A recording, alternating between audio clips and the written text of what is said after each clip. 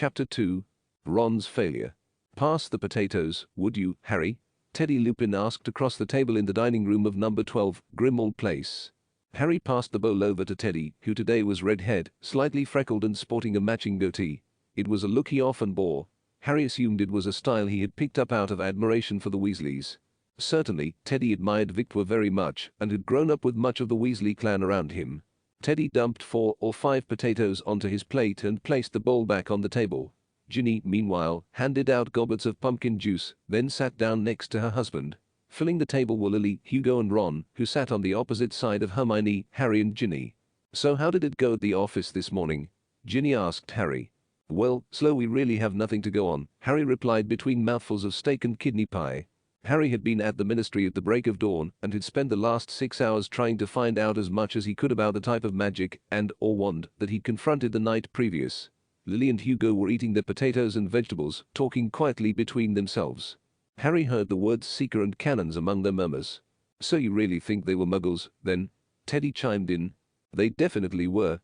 Harry nodded, then added, "Whatever it was they were doing with the wands, I don't think it was coming from them."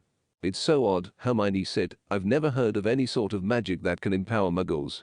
"Well, if Hermione's never heard of it, you're definitely wrong," Ron teased. Harry grinned. Hermione frowned. "What time have you got to meet Mr. Ollivander?" Ron asked, with a mouthful of Yorkshire pudding. 3 o'clock. "Thanks again, Teddy, for making sure he was free on such short notice," Harry said. Teddy shrugged. "Didn't take much convincing. Old Ollivander loves you, doesn't he? Never stops harping on about the day you got your wand," remarked Teddy. After leaving Hogwarts with 9 newts, Teddy had decided to pursue a career in wand-making.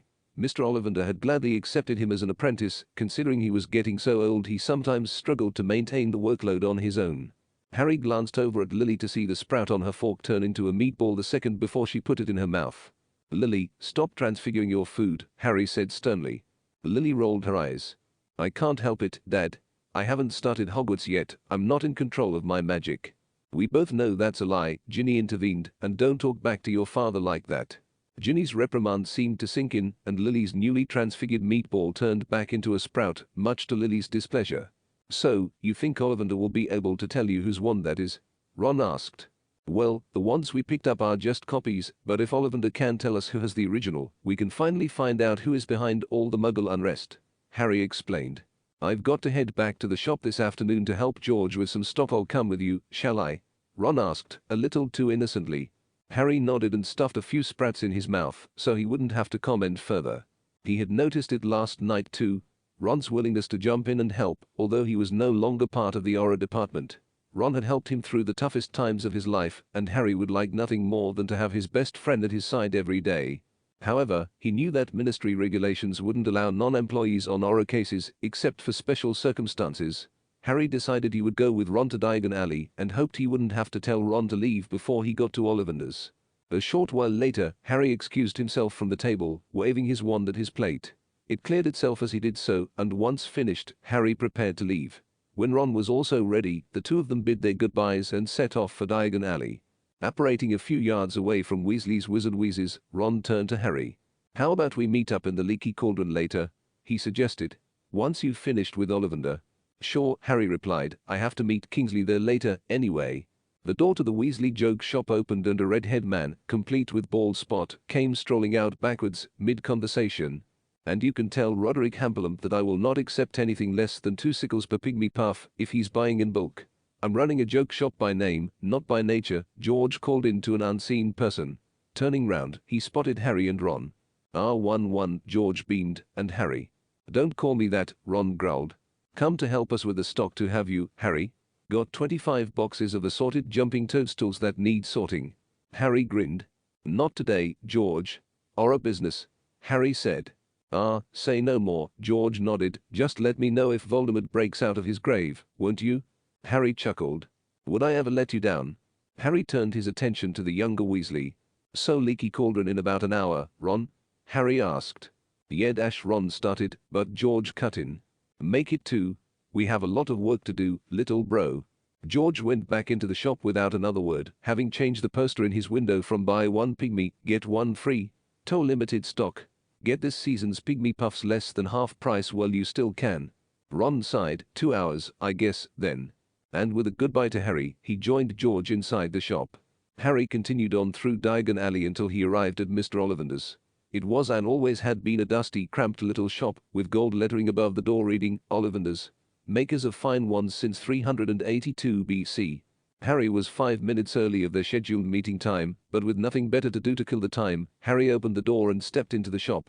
The chill from outside subsided immediately upon closing the door, and Harry felt warmth spread through his fingers and toes. Looking around, Harry saw the ever-present crooked towers upon towers of wand boxes. The table where an empty chair lay behind was slightly dusty. Then, without warning, Ollivander was suddenly there. He had come from the side of the shop and into Harry's view, seemingly out of nowhere, slightly discomforting Harry. "Ah, Mr. Potter."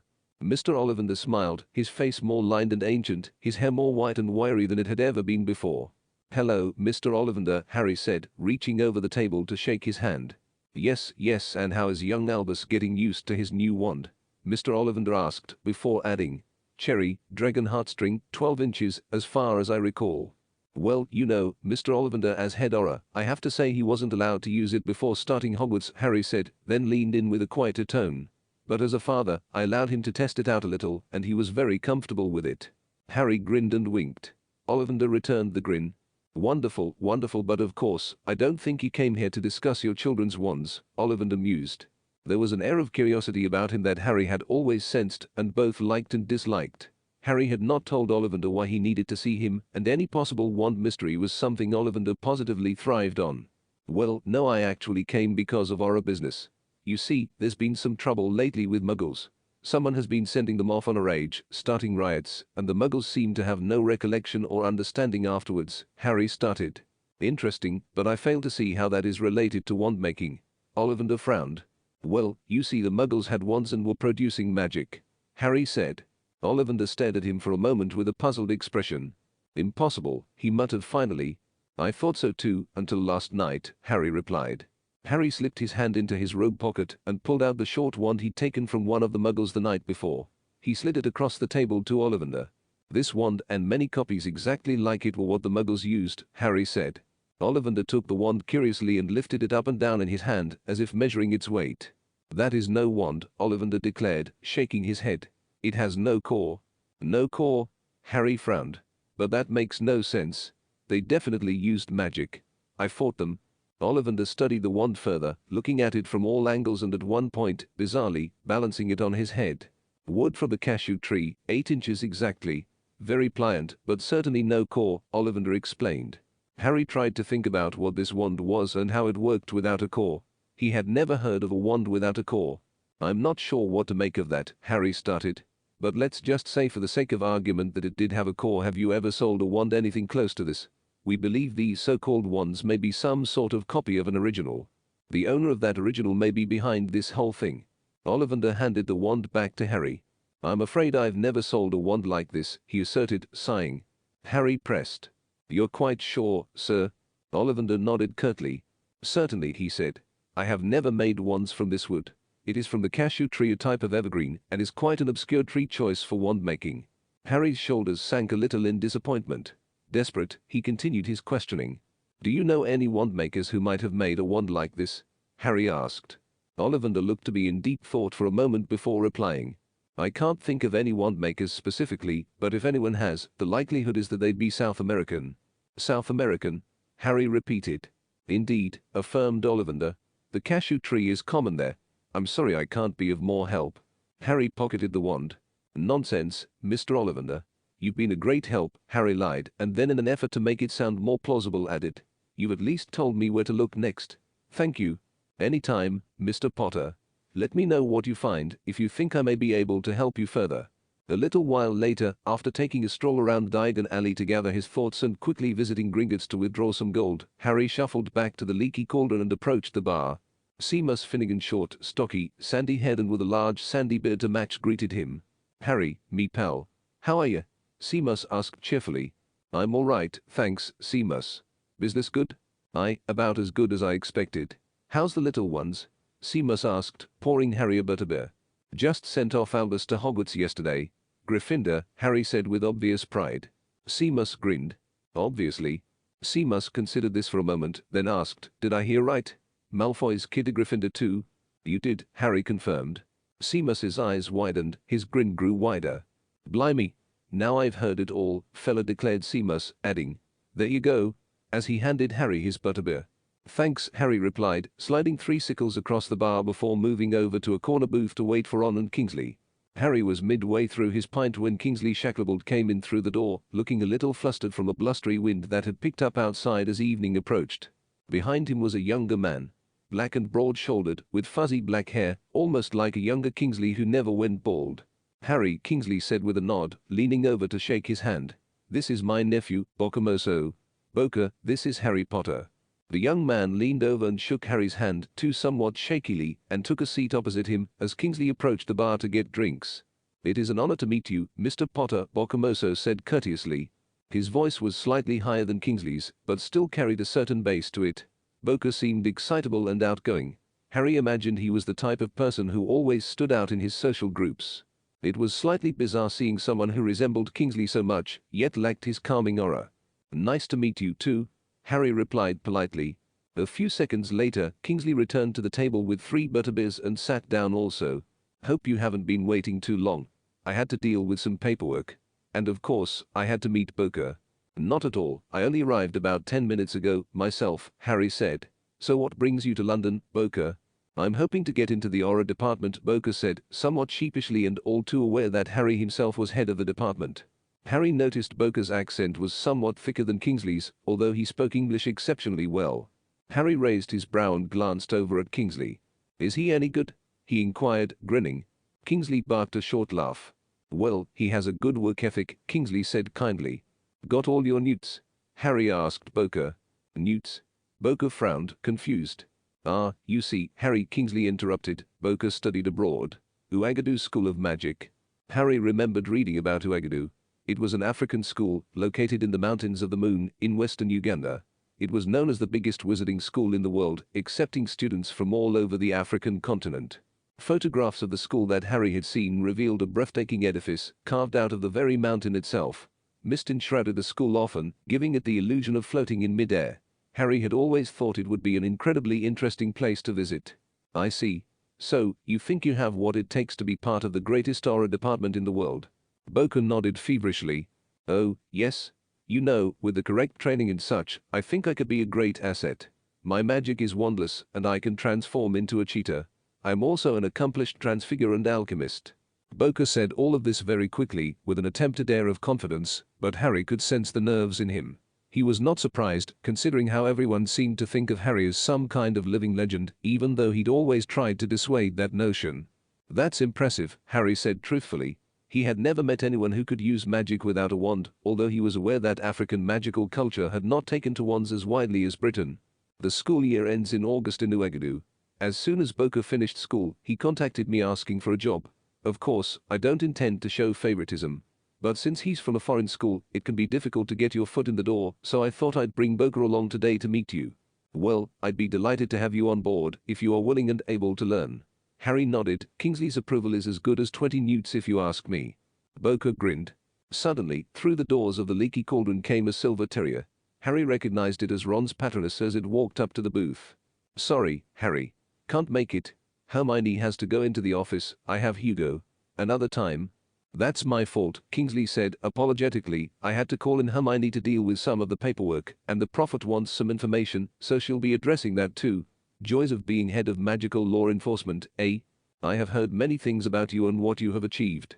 Lord Voldemort is infamous, even in Uganda, Boka said to Harry suddenly, as the patroness vanished. Well, that was a long time ago, and I had a lot of help, Harry replied modestly.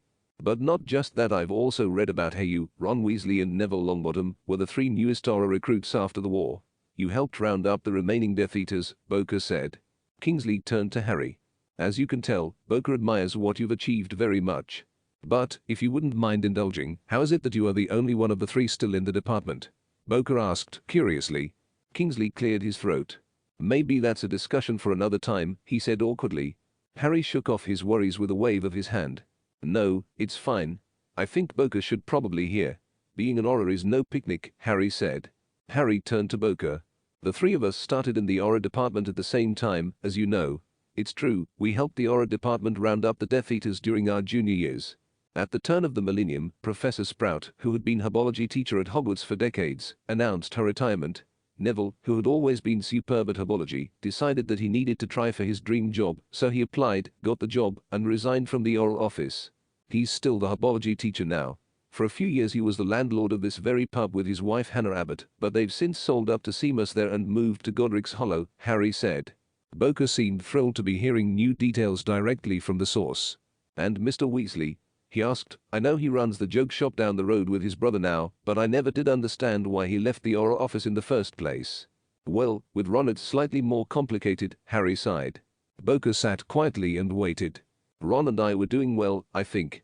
For years we both worked in the Auror office and gradually worked our way up as two of the best Aurors in the department.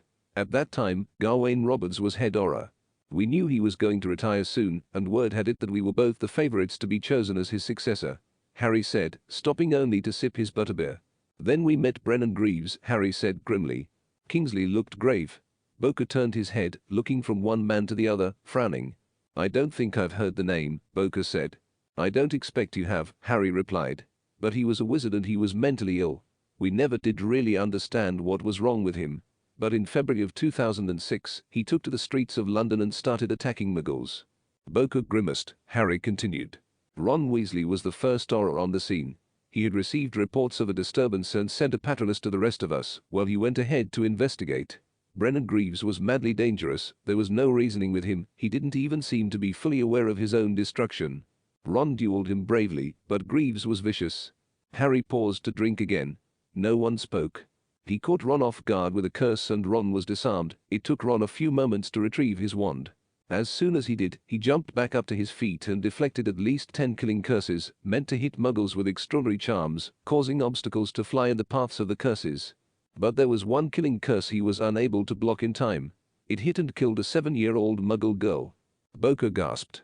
It was truly a horrific tragedy, Kingsley chimed in. And the worst part was, we had to erase the memories of her parents and explain to them, disguised as Muggle authorities, that their daughter had been killed by a crazy man who mowed down victims with a car. So, what happened after he killed the little girl? Boker asked. I arrived at the scene, Harry started, and for a moment, he remembered vividly Brennan Greaves.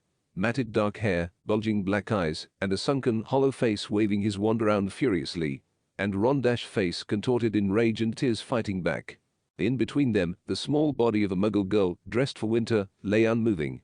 Then, realizing he'd trailed off, Harry snapped back into the room. I found Brennan Greaves dueling Ron. I jumped in. It was difficult to take him out because we were simultaneously trying to protect all the Muggles. He actually disarmed me when a young girl, his younger sister, came running into the street, screaming for him to stop. She seemed to get through to him. He fell to his knees, and the little girl ran at him. At the same time, a wizard who lived in the area, who had seen one of his Muggle friends attacked, sent a stunning spell at the distracted Brennan Greaves, but the spell hit his sister. This sent him into a further rampage, and he very nearly killed the wizard. I grabbed my wand in the distraction and hit Brennan with a stunning spell. He was knocked out and hit a nearby car. He fractured his skull and was killed instantly. Harry looked up at Boker at this point. Boker's face showed many emotions. Shock and disgust most prominently. Harry thought maybe he could see a little sadness and determination in there too. What about Greaves' little sister? Boker asked. She wasn't badly hurt, not like the Muggle girl, that's where Ron left, Harry continued. He blamed himself for the death of the Muggle girl. He couldn't deal with the guilt. For a while, he wasn't the same Ron. He eventually went to work with his brother George at the joke shop. He's doing much better now. He has 2 children and is very happy. I am glad to hear it, Boker said as Harry finished his story, but that is truly a terrible thing to happen. Yes, it is, Harry said seriously, and it could very well happen to you. Maybe on your first day, maybe after 10 years, maybe multiple times. It's one of the hardest career paths you can choose. Boker nodded. But extremely rewarding also. You stop people like Brennan Greaves. You make the country a safer place. Boker replied. Harry nodded. I think you'll make a good trainee, at the very least. The rest of it, we'll see. So, is that why you become head Auror? Boker asked. Partly, Harry replied, but it didn't happen right away. After losing Ron on top of Neville, the Auror Department was short on numbers, so Roberts stuck around for another year while we trained some new recruits. Then when Roberts left, I got the promotion. The Auror Junior program starts in January, Kingsley informed Boker. So, as of then, you report directly to Harry. Until then, I could probably get you in on the Ministry Dueling Club as an honorary member. It won't compare to being out there in the real world, but it will be a good starting point." "Fantastic. Thank you again, Mr. Potter," Boker said. Harry nodded with a smile. They continued to drink. His first impressions of Boker was while he had an air of naivety about him that came with youth, and he was a little excitable, Harry liked him very much. Harry explained to Kingsley Shacklebolt what he had been told by Mr. Ollivander. "Very interesting," Kingsley commented when Harry had finished. "See if you can find any wand makers that use that wood. South America interesting." Kingsley didn't finish his thought out loud and instead excused himself to buy another round of butterbeers.